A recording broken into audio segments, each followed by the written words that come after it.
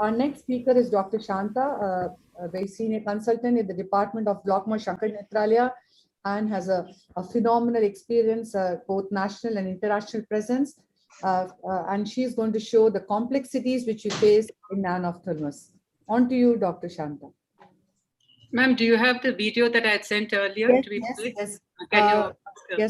Yes, Dr. Anand. Could you show her video? Yes, ma'am. Yeah.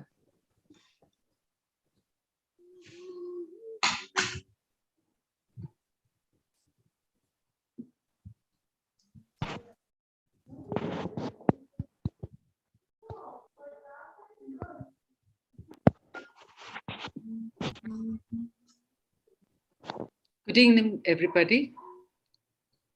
My topic today is glaucoma filtering surgery in nanophthalmic eyes. The word nanophthalmos is derived from the Greek word nanos, meaning dwarf, and it was described by Duke Elder as pure microphthalmos due to arrest and growth of the eyeball after the closure of the embryonic fissure. Sporadic autosomal dominant or autosomal recessive inheritance has been described. These are the clinical features with a normal size lens in a small eye, abnormally thickened sclera, and high hyperopia. Angle closure occurs in the 4 to 6 decade.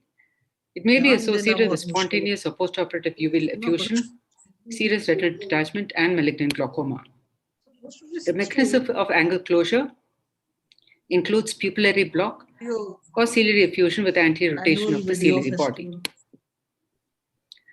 Uveal effusion occurs secondary to thickening of the sclera, which causes compression of the vortex veins, extravascular leakage from choroidal vessels. Impermeability of the transcleral outflow occurs, resulting in fluid accumulation in the choroid.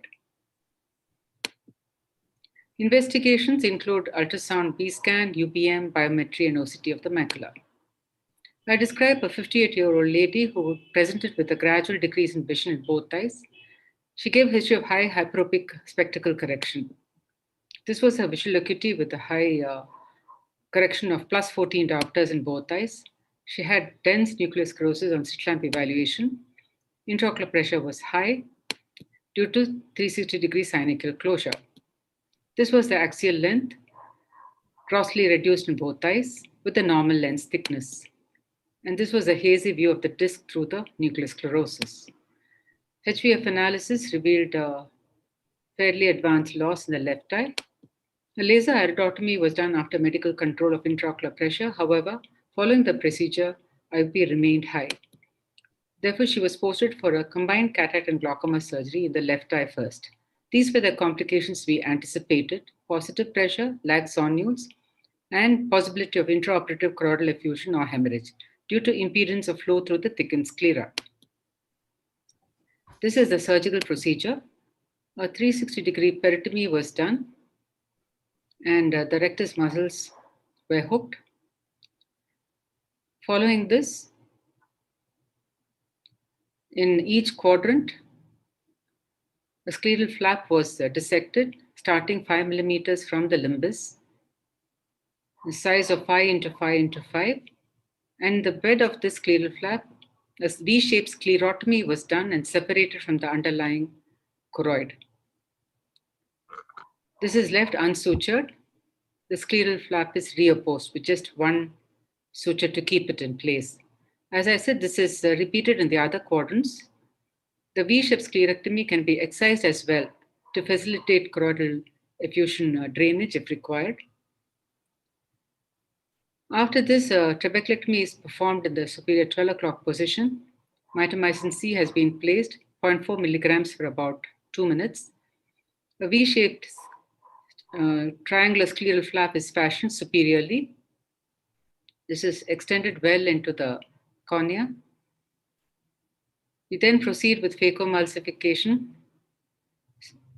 Capsulorhexis can be difficult and so needs to be completed with the Utrata forceps most of the time, especially in the presence of lag zonules. Following this, we proceeded with phacoemulsification.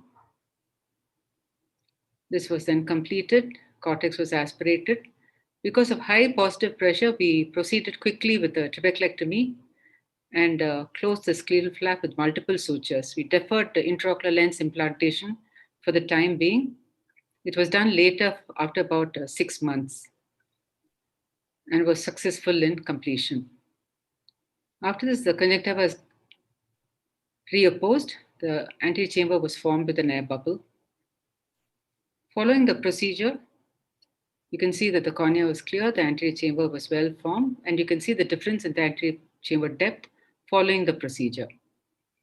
So due to the high risk of postoperative uveal effusion in these eyes, a prophylactic scleral thinning with pre-placed sclerotomies is required, either in the form of vortex vein decompression or prophylactic anterior lamellar sclerectomies, as we have shown in our video. So we showed the effectiveness of this procedure in 21 eyes of 21 patients. And despite this prophylactic procedure being performed, we did see some complications.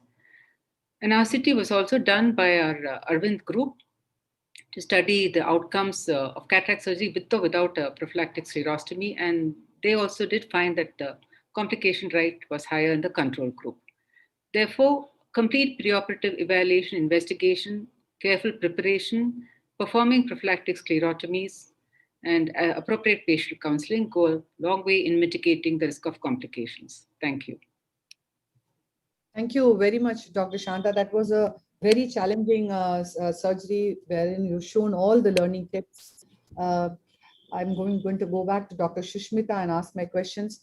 One is, could the intraocular lens have been placed right away or immediately after so that the lens sits in the bag, because now it's going to sit in the sulcus if done after 6 months. So I'm talking more as a cataract surgeon than a glaucoma surgeon here. The second question is, what are your thoughts about doing a sclerostomy in these cases? So I'm assuming, ma'am, the nanophthalmos eyes were less than 20 millimeters. Was there a cutoff? This was 16 millimeters. 16 millimeters axial length.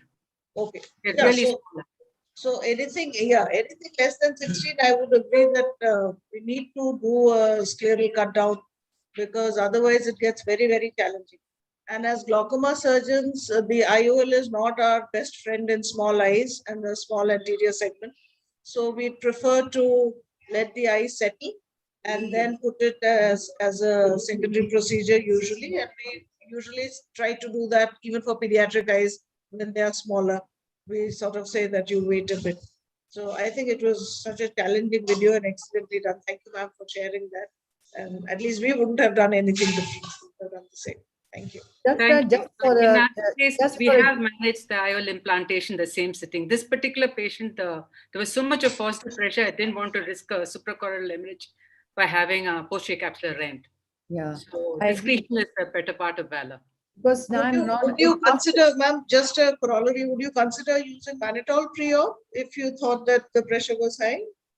All that had already been done. Mannitol had been given, and we performed the surgery under general anesthesia.